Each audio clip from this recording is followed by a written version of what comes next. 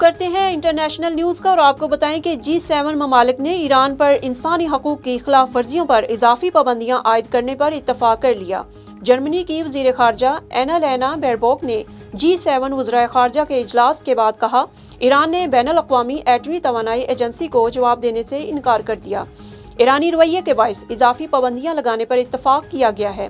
German وزیر خارجہ نے بتایا، G7 نے یوکرین کو امداد اور ہتھیاروں کی فراہمی کے طریقہ کار پر بھی غور کیا۔ ہمارے پاس یوکرین کی مدد کے لیے طویل المدتی منصوبے ہیں۔ روس اپنے کارز کو تبدیل کرنے کی کوشش کر رہا ہے، لیکن ہم سردیوں میں یوکرین کے ساتھ رہیں گے۔ اسلامی ملک مصر میں COP27 ماحولیاتی کانفرنس کا آغاز ہو گیا۔ غیر ملکی خبر ایجنسی کے مطابق COP کے صدر نے کہا کہ ماحولیاتی آلودگی سے متاثرہ غریب ملکوں کو معاوضے کی ادائیگی ایجنڈے میں شامل نقصانات کا جائزہ لے کر متاثرہ ممالک کی فنڈنگ پر گفتگو ہوگی۔ معاوضے کی ادائیگی کو لازمی قرار نہ بھی دیں تو خصوصی فنڈ قائم کیا جا سکتا ہے۔ COP27 کے صدر نے مزید کہا کہ اس ایجنڈے کی شمولیت سے متاثرہ ممالک کے ساتھ گلاسگو اجلاس میں امیر ممالک نے ایسی ہی ایک قرارداد کو روک دیا تھا۔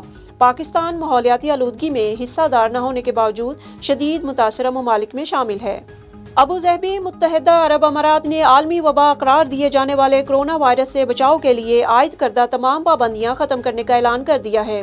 خبر رساں ایجنسی کے مطابق متحدہ عرب امارات کی حکومت نے اعلان کیا ہے کہ عوامی سہولیات سینٹرز اور حکومتی اداروں میں داخلے کے لیے کووڈ سرٹیفکیٹ کی ضرورت نہیں ہے۔